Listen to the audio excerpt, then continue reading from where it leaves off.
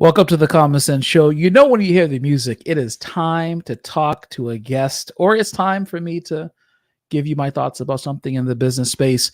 But here we are today, and I have a awesome guest for you today. I have Dr. Christopher Fox. We're going to talk to him about thought leadership. There's a lot of people out there who have thoughts on thought leadership, ironically, and some of their thoughts may come with the ability for you to understand how you can monetize your knowledge. But today we're actually going to get to how you can turn thought leadership into opportunities for yourself, for your brand, for your business. And Dr. Chris Fox is going to take us through that discussion. But before we go into our conversation today, just a very quick housekeeping note, which is, if you're watching this podcast and you haven't subscribed yet, make sure you like the conversation and subscribe so that you get notified when I go live with a guest and we're having the conversation. And then secondly, don't forget to join our group of inspiring entrepreneurs in our 24/7 live chat in my locals group, which allows entrepreneurs like you who are watching, who are looking to level up their skills, their business practices, contribute to other entrepreneurs' success, and even learn from them. If you go to commonsenseshow.locals.com, for less than a pack of gum a day, you can't feed a kid in Africa, but you can subscribe to the Common Sense Locals, and you can chat with other entrepreneurs like yourself and just level up your knowledge and your skills. It's called Universal Knowledge. Let's get some. All right, on to the show. Dr. Chris, how are you? Dr. Chris is a thought leader in and of himself, but his expertise is thought leadership. I am so excited to have you here today. He is the founder and the CEO of a company, or managing partner of a company called Synchresis. He's going to explain what it is, what they do, how they evolved, and how they can help you to understand how you could turn your thought leadership into opportunities. But I'm going to let you do the talking about your expertise and your background. Welcome to the show. Yeah, I'm so glad to be here, and thank you for inviting me, Mike. I'm really looking forward to this conversation. So yes, I'll start with a little bit of an introduction to myself. The work that we do here at Synchresis is we help, to just put it very simply, we help people in the business world show up and shine as thought leaders. And our focus is typically on this category that I call financial innovators. And financial innovators can be fintech startups, startup founders, people on that end of the spectrum, all the way to big global institutional banks that deal with trillions of dollars. It's a really interesting space where what they all have in common is financial innovation. What they need is they need ways to cut through all of the noise and buzz that's out there in the world and highlight their unique expertise. And it can be a very specific slice of the financial industry, but it's always focused on those ideas that are bringing them to growth. And so doing that, Synchresis, I'm the founder and managing partner of this firm.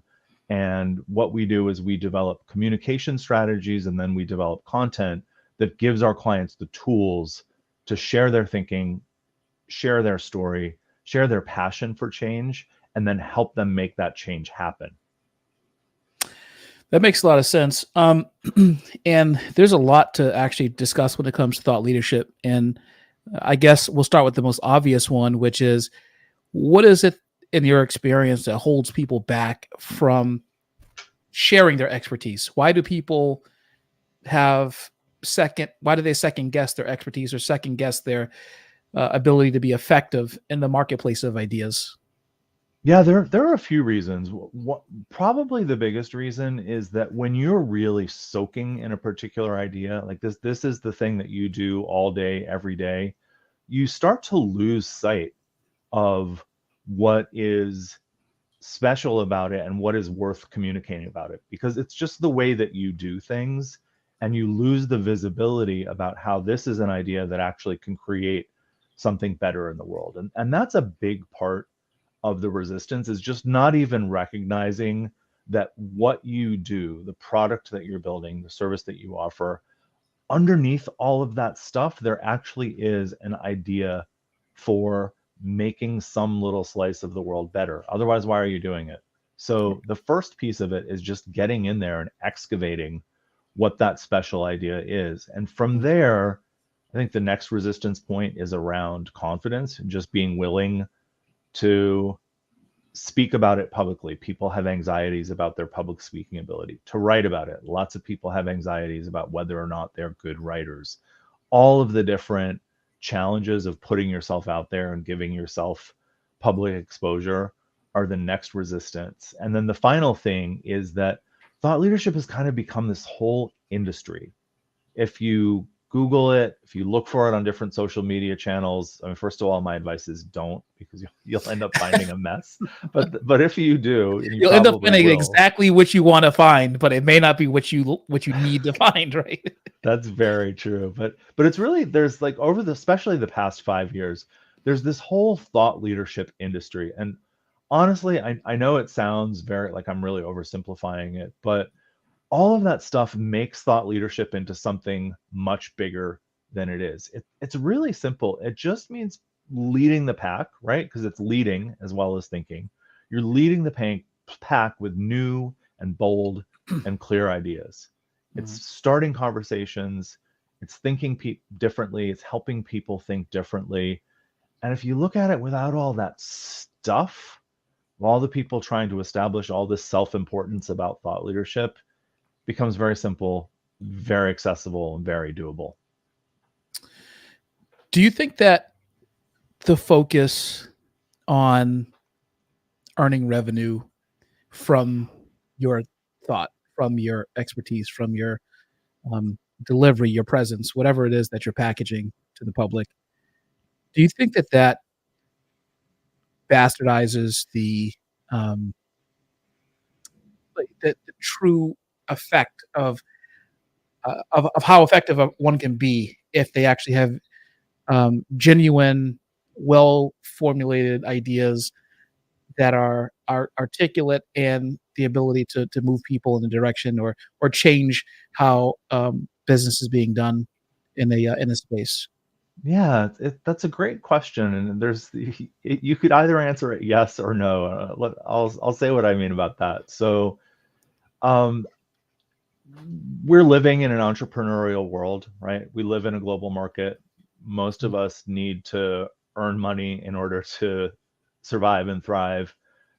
We have to have some degree of commercial goals. That's why we're in business, and that's why we're doing what we do. So that's the yes part. The no part is you might think that you need to make money directly from your thought leadership, and it doesn't work that way. The way it works is that when you're a thought leader, you change the way that your customers and your potential customers think about the problems that they have in the world and the solutions that are out there. And so your thought leadership isn't a saleable product, but if you're changing the way that they think, you're already kind of bringing them closer to you, and it makes the sales conversation that much easier and that much more effective to close new business, because they're already thinking in the same terms because you've influenced them with your thought leadership. And your thought leadership, the best answer to the situations and the problems that you're highlighting is naturally going to be the service and the products that you offer. So that's how it actually drives commercial results, even though Mm. it's not the commercial endpoint itself. Where's where's the ethical difference, or what is the fine line or the ethical fine line in your opinion when it comes to commoditizing something that could truly make someone better, more efficient, um, and more profitable human being or company, um, versus dispensing knowledge because you have a gift to give to people that could actually benefit them in a way that's you know that transcends just the commercial application of knowledge transfer. Mm-hmm. Yeah, that's a really great and complicated question. So the ethical line, it's partly I think you have to challenge yourself to be objective and to identify when you're creating thought leadership. Let's say we'll take something simple like you're writing a thought leadership article. You need a lot of internal clarity around where is my self-interest? Why am I writing this? Am I distorting the facts, or am I doing something dishonest in order to make my point of view stronger? Am I giving appropriate balance to both the pros and cons of what I'm saying? There's that aspect that helps identify that ethical line. But sometimes we trick ourselves into thinking things that may not be true. The other piece of it is that thought leadership is always in dialogue, right? You're always having conversations with other people who do similar things in your industry. You're having conversations with previous customers. You're having conversations with influencers or people who do other things in your industry. The more that you ask those questions and interact with them, the less that ethical line becomes a concern, because all of a sudden you're no longer able to just put out propaganda that's only for your commercial goals, but you are really participating in a more honest dialogue and more back and forth within your industry. That's a fascinating. So essentially, what you're doing is you're creating or you're contributing to the marketplace of ideas that stimulate people to make their transactions better, with more depth, clearer, Yeah, with to stimulate them to have ideas to also push on to people. So you're part of a larger fabric of individuals who see the exercise of intellectual. They apply their intellectual rigor to solving these marketplace issues. It's funny because I feel like that. I don't know. I don't want to say that the ethical line moves when that's the case, but um, it moves essentially because it's always constantly changing, right? it does. It does. And my the way I look at the world is everything is always changing and always in flux, and it's always people's points of view that are coming together and shifting directions. And one example that I'll give, I think it's really related to this ethical line, is one of the clients that I work with was working on a series of articles about a topic that was really central to some changes that regulators in their industry were making. And those changes were really going to have an impact on costs of doing business and how people in this particular type of financial transaction on both sides, how effectively they could work. And so we work together to create thought leadership around the different possible scenarios and the possible challenges. And as a result of those articles, the regulators they had formed an industry working group, and they invited my clients to be part of that industry working group. And that doesn't mean that the clients were there to undo regulation or to make sure that the regulation and lobby for regulation to happen in a certain way. It means that they were part of the conversation as the regulators were trying to figure out what will actually happen if they put this regulation in place, and how can they do it in a way that is workable for all parties involved. So they're still protecting what they need to protect, Mm-hmm. but they're also not damaging the ability to do business. And it's a funny thing when you think about regulators and what do they really do. They generally, and almost always, I would say, do not want to harm business or prevent people from doing business, but they want to establish protections.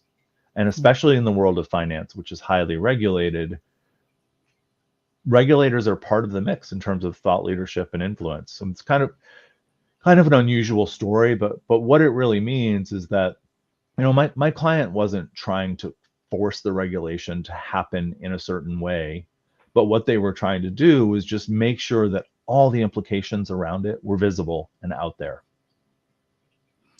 Sometimes have you seen thought leadership backfire um, to a point where it's negatively affected? So you mentioned the intent of regulators not to harm businesses when they enact regulations that are supposed to protect businesses.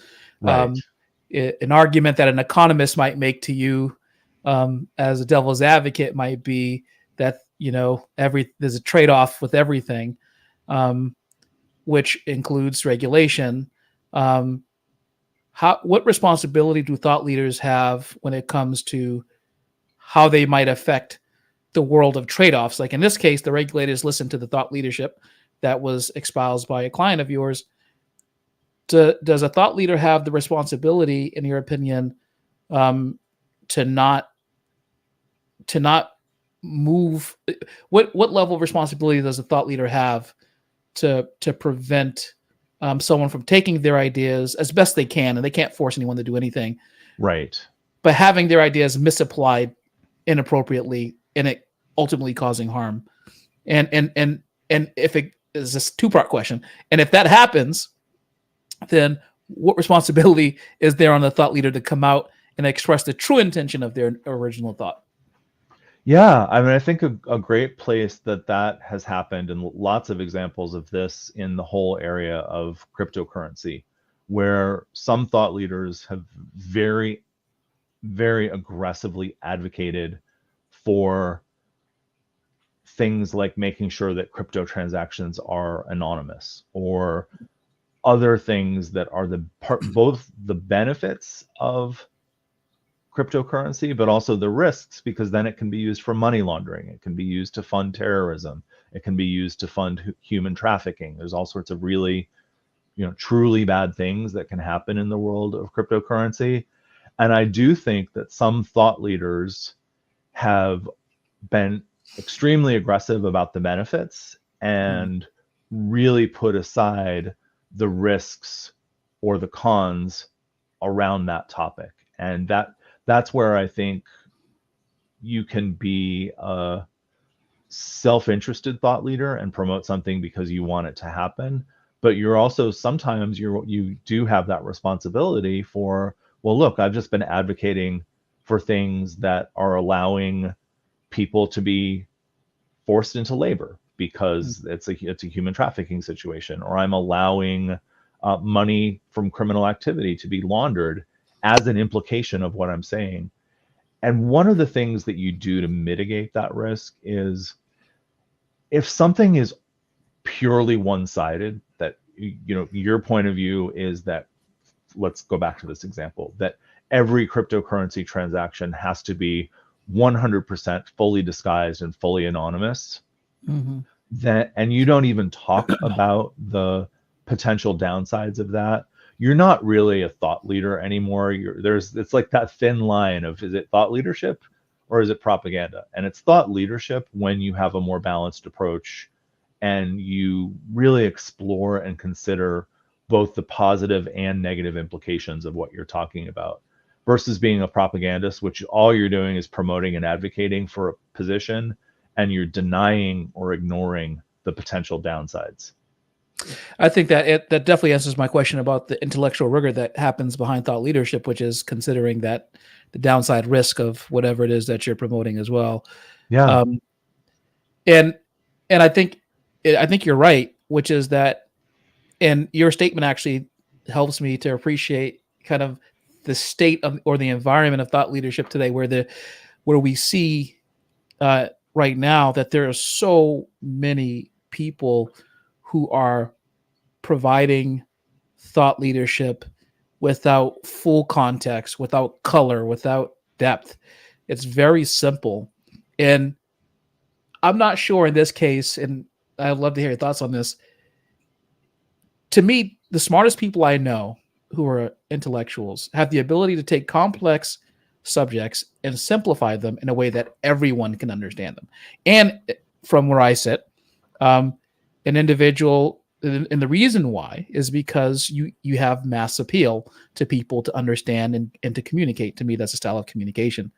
But what I find is now is that people are communicating these ideas in a way that are very, very commercial, very, like you said, they're appealing to just, if I can get 51% of people in the space to agree, that's all I need, Right. versus like it's the whole, tort law challenge in court, right? If I can just get 51% to be on my side, I'm good. Yeah. As opposed to admitting the risk that may be unpopular in your circle, um, but given that more balanced approach, is are we too far gone for a moderate message?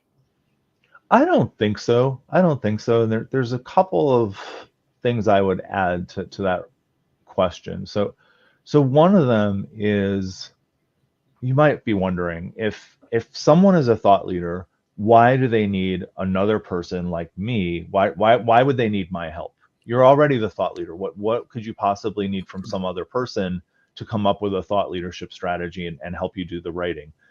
The one of the biggest pieces of being a thought leadership consultant, in my opinion, this is how I do it, is I really challenge my clients. Like, why do you believe that?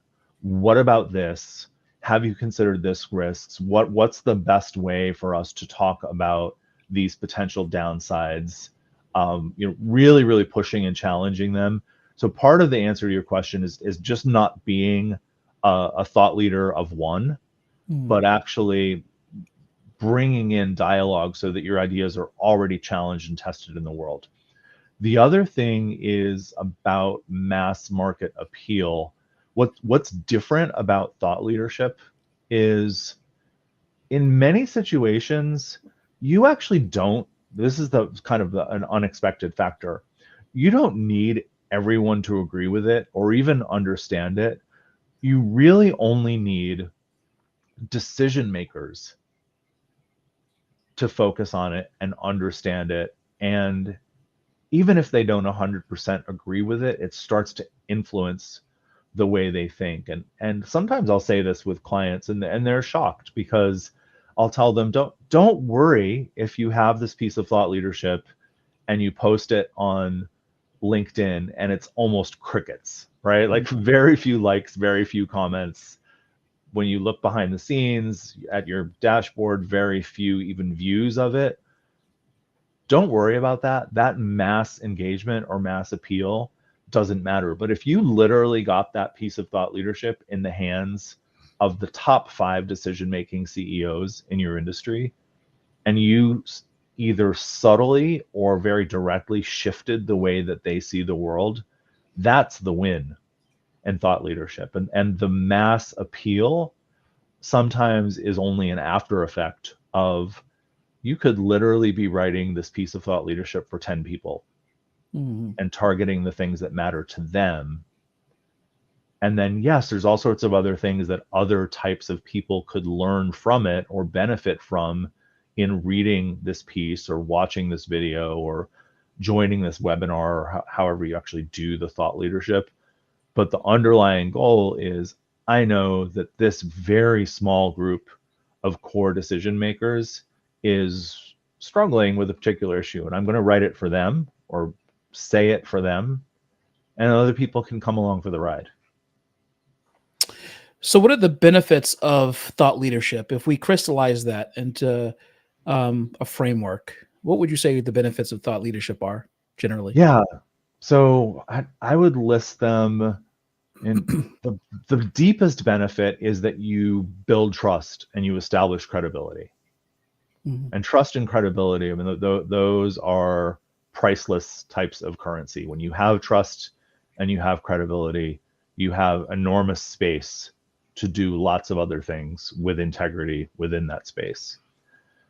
I'd also say, getting a little bit more specific, because that seems like it's way, way, way up there, that, as a thought leader, you help, you participate in setting the agenda for your industry, and you Mm. educate the market about how things work or how things could work in the future.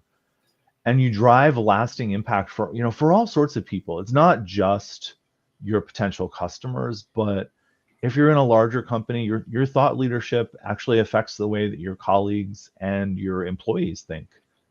And it affects all sorts of different levels of industry influencers as well. So that's really what I would see the benefit is, that ability to build trust and build credibility and continue to expand the stakeholders that actually understand your ideas. Yeah, before I get into the five major areas that you use when you talk about thought leadership, I want to ask a question about breaking through imposter syndrome for someone who has something to say but has not yet done so. Mm-hmm. How big of an impact have you seen imposter syndrome be to leaders of business, for instance, who people would just assume are as confident as the day is long and have all of that they're always prepared, that they plan out everything A to Z, but internally this person um, is just they have this imposter syndrome that prevents them from putting themselves out there for the fear of someone exposing them for this fraud that they are, despite everything they've accomplished. Yeah, I love that question of imposter syndrome, because I think there's a way that you can take the negative energy of imposter syndrome and turn it into a powerful and positive energy, which is you make the mind shift. It's not imposter syndrome, it's humility. You have the humility not to think that you have all the answers. If you're an imposter, if you're worried about being an imposter, it's because you are imagining that it's your job to have all the answers with no Mm-hmm. other questions. Mm-hmm. That's actually bad thought leadership. Mm-hmm. Whereas good thought leadership, you're humble, you're curious, you're willing to consider other aspects and other angles of a topic. And those little bits of self-doubt that you have can actually be ways to help you address some of those ethical questions that we were talking about before. If Mm-hmm. you just make that little shift and say, well, no, it's not that I'm an imposter, I'm just humble. I know that I don't know everything, and it's actually good that I don't know everything. Yeah, it is amazing. Thomas Sowell, the economist, wrote, and I find a way to weave this into every single podcast, but maybe it fits, and maybe it's just my bias to weaving it in. But he said that it takes an immense amount of knowledge to understand the extent of your own ignorance, and I love that. it's one of my favorite quotes because when I first started in business, it's there's something that's not talked about. I think when someone's founding a company, when someone's trying to build something that's transformative and trying to get consumers to transact with them in the marketplace, which is that you don't know it. So there's a saying that you don't know what you don't know, but that saying, to me, that quote from Thomas Sowell goes deeper than that. It means that you don't even understand the question to ask to get to the point where you can ask a question to be informed and to be educated. So there's like 2 or 3 levels deep. I was born and raised in one of the poorest parts of Boston.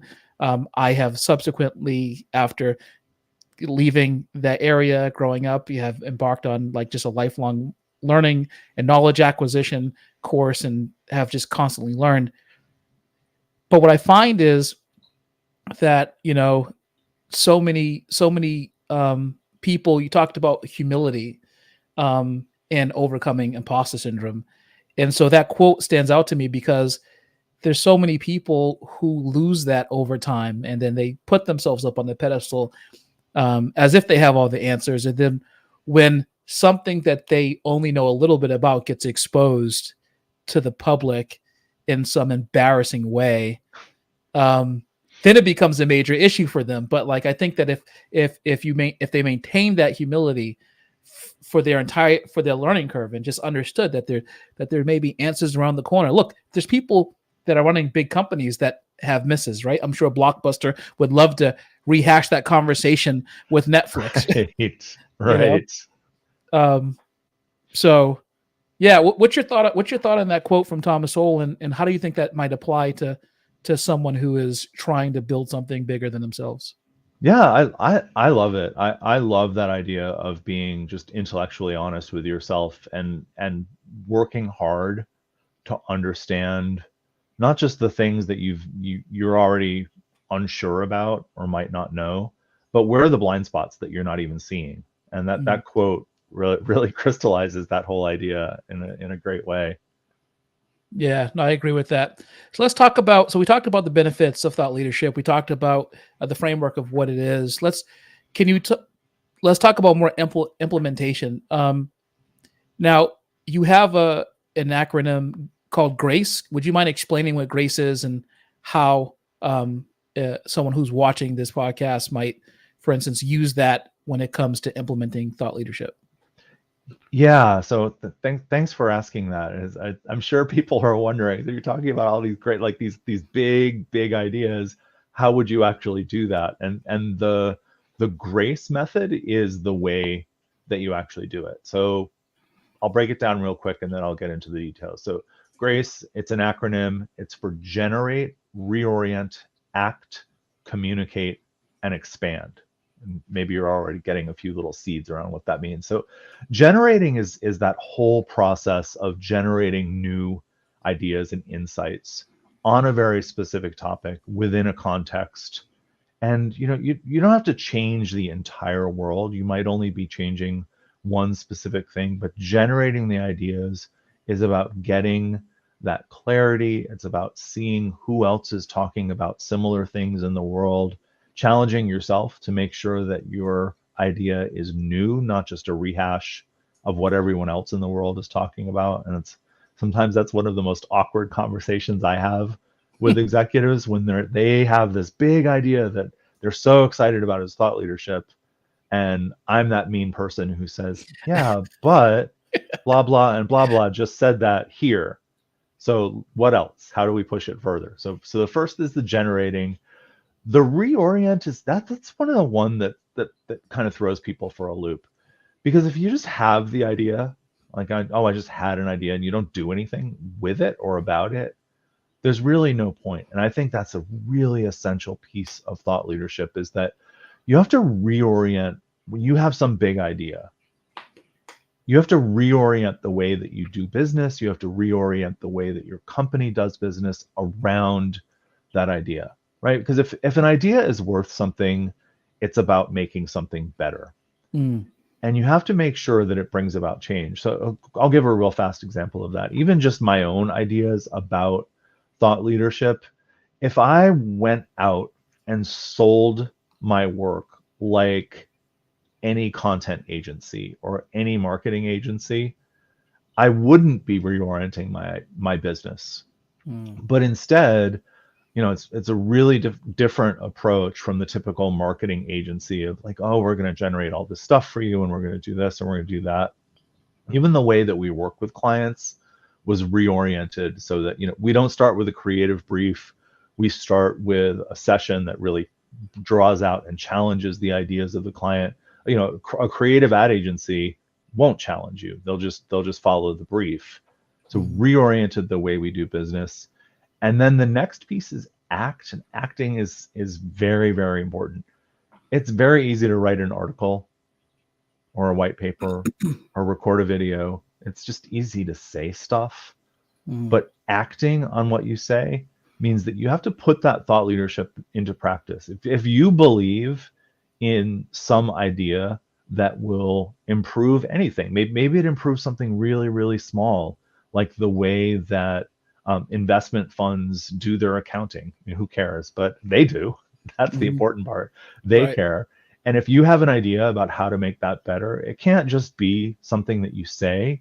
You need some sort of proof of concept or a client success story or something that shows that your way is better. So don't Mm. forget about the act, because you need the G and the R and the A, generate, reorient, and act, before you have anything to communicate. And that's the C. That's the stuff that people assume is, if you go out there and you do that Google search that you shouldn't do for thought leadership, you would think that thought leadership is just content. It's Mm. not. It's actually sharing the meaning of the idea. not just generating content. So it can be writing, it can be speaking, it can be sharing with others. Even this conversation, I would say, is a thought leadership opportunity for me. And again, thank you for having me to talk about this thought leadership. So I'm communicating it, but I wouldn't have anything to communicate if I hadn't done all that work prior. Right. And then the last piece of it is expand. And expand, ideas don't last forever. They become old news really fast. And you want your thinking and ideas to build on a foundation. So you have a new idea, you build a new product. It doesn't stop there. Then new ideas emerge from that product. And then those ideas give you the opportunity for further innovation and further product development. And that the thought leadership has to be a continual process that's the engine of the way that your business works and grows, or the ideas fade away and die. And so that's why the E is the final part of this GRACE model, is that if your ideas aren't helping you expand, then they're going to fall flat. You'll just have GRAC. No one wants GRAC. You want GRACE. I like that. I actually liked it a lot. So when I looked at the framework before we came on, it made me think to myself. So I recently became a Forbes contributor, and it's funny because when I was asked to do it, there's a for a split second you're like, why do they want me to write for them and to contribute to the article? But then I can't tell you how many times I've actually written half the articles, an article that I was writing, and then I deleted it because I said to myself, this sounds like everything else I've ever heard in my life. And one article particularly I rewrote, and I was talking about how an entrepreneur let's talk about marketing and how an entrepreneur can speak to their customers. I'm a big fan of Clayton Christensen's theory of the job to be done. And I'm not sure if you... Yeah, I love that. The jobs concept is really great. The jobs concept. And so you talk about thought leadership and framing, and this is a good kind of case study for what we're talking about right now, which is that I take his example or his that white paper, marketing malpractice, and I expand it. I take derivatives of what he's saying, and I kind of expand it and change it and shape it into my own philosophy, into my business coaching practice, and when I'm dealing with my clients, my coaching clients, and of course when I'm writing. And so I had written a piece, and I was talking about a barber, and I was talking about how if you're a barber that you're just a barber, you're missing the boat. And so my point was that as a barber, you're actually there for every major life event that a human being has. They get married. A corpse needs their haircut, right? But even if you're attending the funeral of someone who has died, there's a barber there. When the family gets together, wedding anniversaries, trips, whatever, the biggest speech of your life, the presentation, the barber is always there. So if you only think that you cut hair and you don't improve a person's life and their confidence on the other way, and you only market the kind of barber shares that you use, or the fact that you have a brand new chair and television and Wi-Fi in your barbershop, you're missing the point of appealing to people who actually hire you to do a certain job.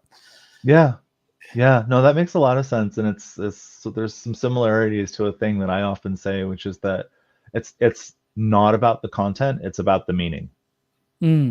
Yeah, I like that. And so I got a dissenter, which is great. So I love it when people dissent on the things that I say. Okay, great. I got a message from this guy that I know on LinkedIn, and he goes, the whole piece was really, really good. I really enjoyed it. I'm not sure about the barber piece. It's like, that was a stretch. And I was like, you're free to think what you want, but have you even considered the impact of how your business make sure of why your customer is even standing in your store, or calling you to serve them at home, or whatever the case is. It goes way beyond just the physical transaction of the money for the invoice. it's a deeper thought than just a 2-second thought about like kind of what you provide, but it shapes your brand messaging and your marketing. And like, I mean, I'm obviously preaching to the converted, but um, I I find that people with some of these, you talk about thought leadership when you write that stuff. Um, when a person doesn't really kind of think through it like you, that's kind of when I think you kind of see some tension in Mm. what you wrote and their responses to it. Yeah, well, I like the barber example is pretty interesting. I'm gonna think about this for a second because you can do it either way, right? Mm, You can be the barber who cut my hair, give me $20. Like that's you could be that barber and you will have right. those customers. Mm-hmm. Or you could be the barber that somehow or other is more engaged with, understanding why this person wants their hair cut, what's the occasion, what's the meaning in it for them, and talking about it with them. And if you're that kind of barber, you'll have more of those customers coming to you, Mm-hmm. right? Like I'll think about my own business. I could be the provider of like, yes, we'll do your writing for you and we'll charge $1 a word. And like, it's just be very mechanical. Right. Or we could really focus on the meaning and the impact of all that language and what it's doing for you and your business. And those are the customers I want. I don't want pay per word customers. That would be Mm, the worst for me. So maybe yeah. some people like it. I don't know. But it's a choice. It's a choice about the way that you frame what you do Mm-hmm. really impacts the kinds of customers who come to you. Yeah, I agree, and I think that when you can define, I think it's another way to think about how to define your target market, as you mentioned, and in doing so, you actually completely change your attrition rates in your business, right? Yeah. Like you have the ability to just retain these customers who want to engage in this experience for a longer period of time when you make it less transactional and more meaningful, because humans, even the hardcore ones like me, like meaning behind some of the stuff that they do. We got a comment here. Jones in Finance, appreciate the comment. He's a fan of the show, and he really chimes in with some good stuff. He says showing love, self development is a long journey. Mm, Keep up the grind. yeah. I like that too. I like that too. And no matter where you are in business, you could be a CEO of a, 10 or 100,000 person company, or you could be a small entrepreneur. Mhm. There's always that dimension of it's still yourself at the table, and you have to do that self-development work. You have to get your crap out and dealt with, whatever legacies you're bringing from whatever bad experiences in the world. You got to deal with all that stuff Mhm. and go deeper and drive yourself further. And I don't think it really matters what kind of business you do, what industry you're in, what service you provide, how big your company is, or whether you're an employee or an owner. None of that matters. You're still one of the only things that you always have to bring to the table is yourself, because that's what you've got. It's true. I'll give another case study in it with a business coaching client. It's a cleaning company, and you might think, well, it's just waxing the floor, sweeping, or mopping. And when I first started working with this firm, they had, there was a lot of very people often display what they believe is the most commercially expedient way to gain new customers, um, without including themselves or their journey in the process. I find, and um, what I uncovered in working with this client is that her family had a 40-year track record of cleaning, that Mm, extended all the way back to her grandfather, and now was present with her in the new company that she formed. And I said to her, "You don't think it's important to represent that legacy in everything you do when it comes to cleaning, because now that transforms the difference between how a person trust they might trust your ability to clean, but like when you say that you're in this business and you have a legacy and it's almost this knowledge, this secret knowledge, the secret book has been passed down from generation to yeah. generation, it changes how they perceive um, your level of care, understanding, attention to detail, and how you're going to work with customers. Hmm. No, that's exactly right, and it affects the customers who want to work with you as well. So you mentioned earlier in our conversation that there's essentially the thought leadership industry um, is one that has been kind of infiltrated by both qualified individuals and people who have less than the best qualifications to expound on thought leadership. How does a person make sure that they don't get drawn in by like buzzwords and offers and tips about thought leadership? How can they kind of rise above and make sense of good opportunities? Yeah, no, I think that's where I usually don't like to be cynical, but I think that's where you do need to be cynical, is that you out there, LinkedIn is a really good example. You start looking around for people that are thought leadership experts, and like you said, you'll get pulled in by all these buzzwords, and people have all these tips, and they have these courses and these frameworks, and if you just follow my framework, you'll 10x your results. And there's just like all this stuff out there about it. Like, the first thing that you have to realize is that whatever tips that they're offering you about how to be a thought leader are tips that are sales tactics for frameworks and courses that they're selling. Mm-hmm. Right? So that's piece number one. I talk about thought leadership all the time on LinkedIn, but I'm actually not selling to anyone how to follow that tip. I'm reflecting and sharing experiences that I've had with clients and with what I see happening in the thought leadership industry. And it's a different intention, because I'm not doing it just to sell my framework. If you go to whatever website and pay $20 to buy my framework. Frameworks are great. I mean, it can be a really useful product, but you've always got to ask yourself when you see these things, what exactly is behind this person posting that tip or that framework or that idea? And the other thing that you have to realize is that just because something succeeded for them doesn't mean it will work for you. Your approach has to focus on what's worked for you. And, there's lots of different factors that they're not telling you about. They maybe landed some huge 6-figure client, and they're telling you it's because their framework is so great. What they're not telling you is it's like their uncle's friend. Right. Or, there's so many elements of, they're not telling you that the reason they got that business is because they had a good conversation with that person at a conference, not because of the framework or the tip that they had.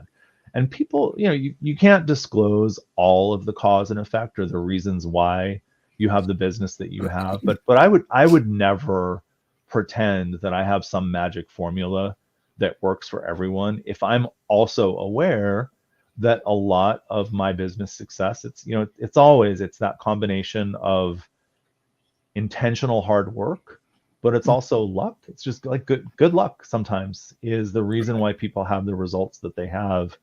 And that doesn't diminish the value of the success, but you always have to consider, would that work for me? If I look at the context of what's my starting point versus what this person is talking about, would that thing that they're selling me actually work for me? And believe me, I've made this mistake before. Especially earlier in my career, you see, this person really seems to have it together, and they know exactly how to write the most powerful LinkedIn posts, or they know exactly how to generate leads. And almost always you buy one of these things and you're like, this didn't really connect for me. It didn't really do what I wanted. Or even worse, like I followed the rules like a good student and I still didn't get anywhere. And it's because I don't necessarily believe that these approaches that you find are applicable to everyone. And it's harder to realize that you have to look at those things with a little bit of suspicion, and that you have to still focus on what will work for you instead of just copy pasting some other framework. But that's the reality. That's the reality of it. I call it the weight loss paradox, which is the more weight that you have to lose. So like the more chaotic or in disarray a business is, and the further away it is from its goal, the more impactful, the more common sense, simple, low hanging fruit that when a business reorganizes that in 30, 60, or 90 days, it's going to make these huge outsized jumps towards becoming a better Right. business. Um, just like if you're 300, 400 pounds and you just simply get up and move because you haven't moved, you're going to make these massive changes Yeah. in how much you weigh. The true expertise from someone who's doing this obviously comes when you've been successful and you're trying to grow 8 to 10%.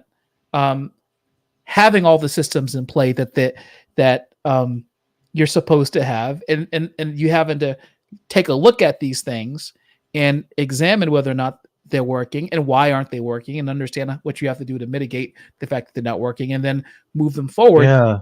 It takes a little bit more expertise, but those things are a little bit more boring and they're hard to capture in marketing copywriting. No, that's a really great point. I like the weight loss comparison. It's sort of like the first 20 pounds are easy, even though they're hard. Right. But then what? Right? Yeah. Like, how do you sustain that? How do you keep them off? How do you adjust it now? Because instead of bad eating, it's actually something specific to your metabolism that you have to think about or worry through.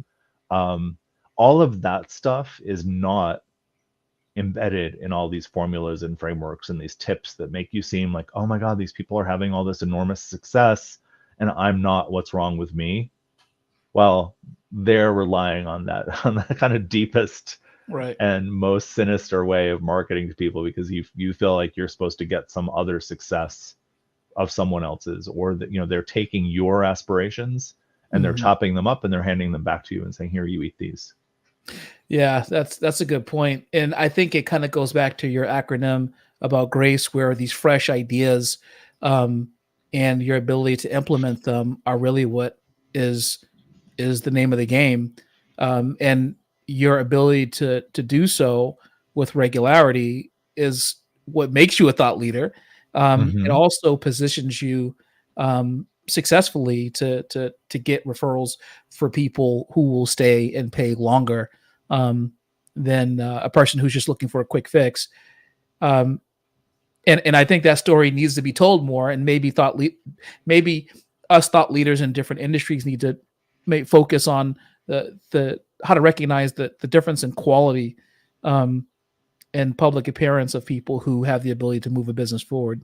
Yeah, yeah, and that's part of why I picked this idea of grace. I mean, you can come up with all sorts of acronyms for things, Right. but I chose grace because I really believe in this idea that you have a responsibility to yourself to be kind and respectful and treat other people with decency, and vice versa. Mm-hmm. And so that's one element of doing thought leadership with grace, and also just doing it with ease, without the awkwardness, and all of those elements. Blatant sales pitches are awkward. They're not really focused on human dignity. They're focused on the seller getting something. And I don't see that. Like, that's why I chose this idea of grace. Is that it's more than that. It's kind of, it's openness, it's welcomeness, it's focusing on people as people with real human dignity, not just as targets for your marketing. Yeah, I think that makes a lot of sense to me. And ironically, when the more you help people solve problems, the more they seek you to help them solve future problems that they bump up against. And there's this whole, should I share knowledge with people? Should I give it away for free? And it's, if you continue to give away your thoughts for free, people are not less likely to call you when the problem comes up because they understand that you have the ability to navigate challenging issues. They're more Right. likely to do so. They're not less likely to do so. I need to come Yeah, up with a I name. agree as well. Need to come up with a name for that paradox. I haven't done that yet. But yeah, no, it's really true. It's like the more you put out there, the more it comes back to you. If you put out a lot of really great ideas about a certain whatever area you happen to work in, Mm, then more things come back to you. And that sounds like a little bit just like weird new age nonsense, but it's not. yeah. There is actually there's an economic motor in there about Oh yeah. human behavior and sharing, and we could go way off into space with that one, but Mhm. I'll just maybe leave it at that. Don't want to be too theoretical. Oh, I love theories. My friends always tell me, yeah, they're like, you're very abstract the way you talk, and I'm like, that's just how my brain works. I live in the abstract at times. All right, it is time to take a look at these thought leadership TikToks, and Yeah, let's see what we got. you haven't seen these TikToks, just to be clear, and we want your unabashed, brutally honest view of these, and it is what it is. They put it out in the internet, in the interwebs, and so here we are to critique them. All And right, let's see what happens. all right, let me just share this. Not talking at your audience about your thoughts. That's not what thought leadership is. And I see that a lot where, especially on places like Twitter, we get a lot of kind of this megaphone mentality where it's just kind of rocketing information at people. And that's not super great for the audience members. What true thought leadership is when someone synthesizes actual data, trends, information, data points, news clippings, whatever it might be, and takes that information and distills it and curates it for readers. Oftentimes, adding their own unique point of view, stance, whatever it might be. Leadership. All right, first TikTok. What's your thought on that one? Yeah, no, that was actually pretty solid. If you know, if anything, I would say the emphasis needs to be a little bit more on making sure that it fits your unique point of view and that it brings your unique point of view forward rather than just synthesizing and curating. Mhm. I would probably, maybe this is a person who's talked about this more in other clips, but that's where I see the emphasis is, yes, you are taking all of this stuff and all these pieces around you, but you're really developing a unique conversation with a strong point of view around that. And if you don't have that, then just curating is not enough. Yeah, and that makes a lot of sense to me. Okay, TikTok number 2. We got 4 of these. Okay. If you want to be seen as a thought leader in your industry, do this.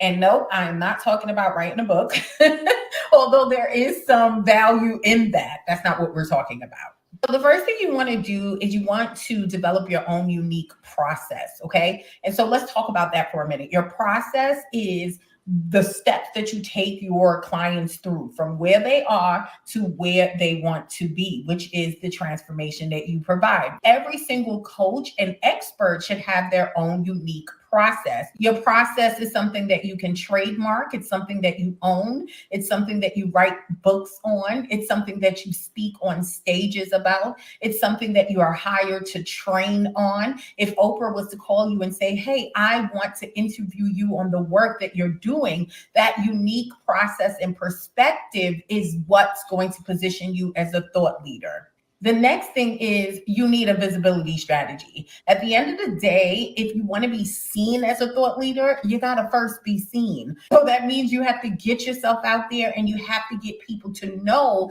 that you are there and you have something to offer. If you want to be seen as a thought leader in your industry, do this.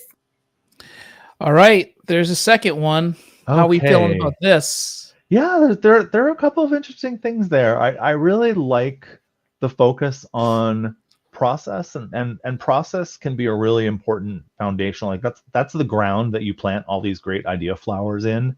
And if you don't have that, then it doesn't work as well. But like I might burst the little bubble a bit because she mentions Oprah, right? You might think Oprah is actually a great thought leader herself. Does she have a process? No. Yeah. There's no process per se. So it's not always. Their process can have a lot of value. I'm not going to say that it's the only way to be a credible thought leader because there are lots of people out in the world who demonstrate thought leadership and change the way people think about big things. But they don't necessarily have a process that they're out there selling. Oprah, Brene Brown. I mean, there's all sorts of these people that are very well known. Seth Godin doesn't have a process for marketing. He is also, in my opinion, the absolute best thought leader on marketing. Maybe it's because he doesn't have a process that he's trying to sell. Interesting. I like your thoughts on that. Oops, I just did something. Hold on 1 second. Okay. All right, here we go. Here's the next one. If being a thought leader was easy, everyone would be doing it. For CEOs, startup founders, and other business leaders, thought leadership brings a sense of credibility to you and your brand. Not only that, but it also builds trust between you and your customer and your employees, draws more attention to your company, gives you a competitive advantage, and so much more. So if you're interested in what I'm saying, this article is for you. This article in the Helm is looking at 4 keys to a successful executive thought leadership strategy. All right, we have our own article right here in the flesh. All right, what do you think about this one? I think that's pretty spot on. Well, it's easy to say because it agrees with a lot of the things that I just said about credibility and trust and all of that. So it's hard to disagree with it. I think that's a pretty solid and quick read on what thought leadership is and what matters about it. And I want to go read that article now. Here's a question for you, actually, before we look at the last TikTok. Do you think it's important for the specific thought leader to have a personal brand separate from the company that they represent, and then use their personal brand to funnel business back into the company? Is it just whatever you feel like is best, or is it something that you've noticed that is more a proven strategy to get people to engage with the work that you do? Yeah, I think it's much more strongly tilted toward being individual. A company can have a collection of very strong thought leadership, but ultimately people believe people and people trust people. So there is such a thing as organizational thought leadership, but I think it's really, I would put the emphasis on the power of those individual voices. Yeah, I think that makes sense. All right, we are here for our last TikTok. I know we're sad just thinking about the fact that this is the last TikTok.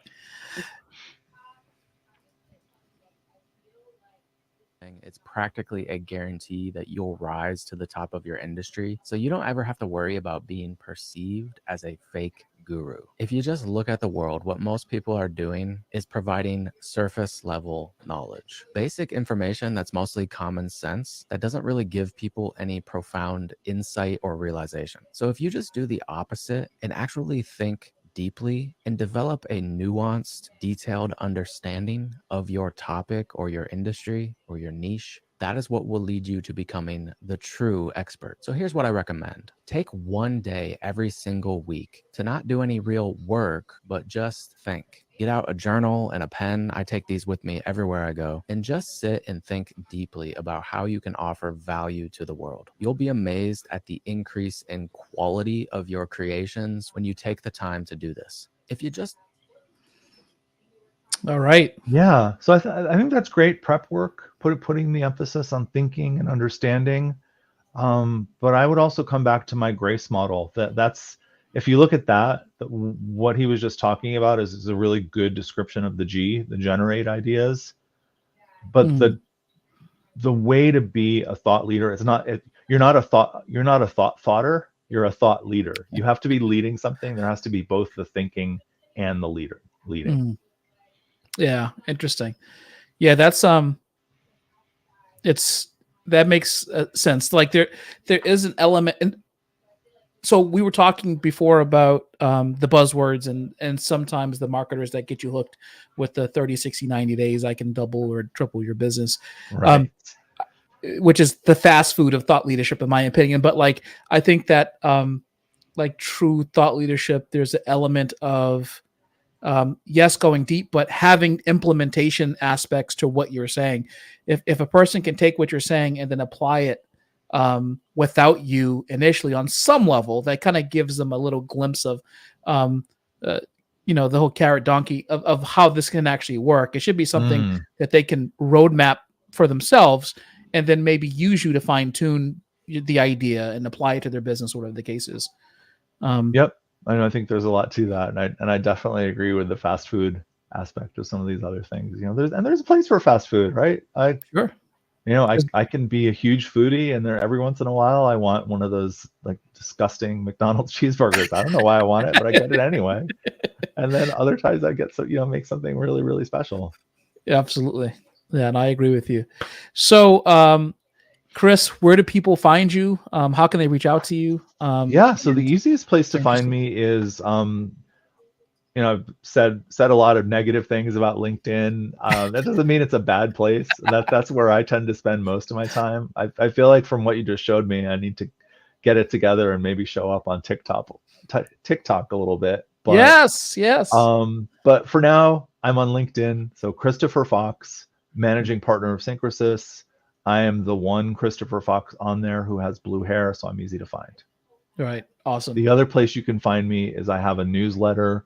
I put it out twice a month. It's called Ideas Led Growth.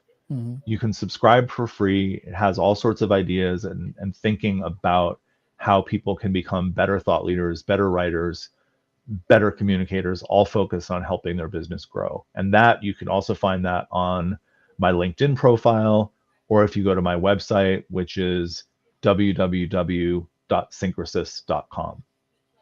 Awesome. And so the link to that, to your website, will be in the description for the video. And when the audio version comes out on Apple Podcasts, it will be there as well. Well, it has been a blast. It's so nice talking about thought leadership with someone who actually has, frankly, thought about it. Not to make too fine a point, but I find so many people. I think the one point that that last TikToker made was a lot of surface level thought exists in the world today, and I think that some people are okay with that, but I do think that there needs to be a space, and hopefully this podcast is that space where people can think a little bit more deeply about these things, and then use this deeper thought to propel themselves to a higher level. Yeah, that's right, and I did agree with that part of it. I do think it's important. Yeah, absolutely. Well, we appreciate you tuning into our conversation today. Just remember, until next time, if you don't go about handling your business, you're going to be going about doing the business of someone else. He's Christopher. I'm Micah. We're out of here.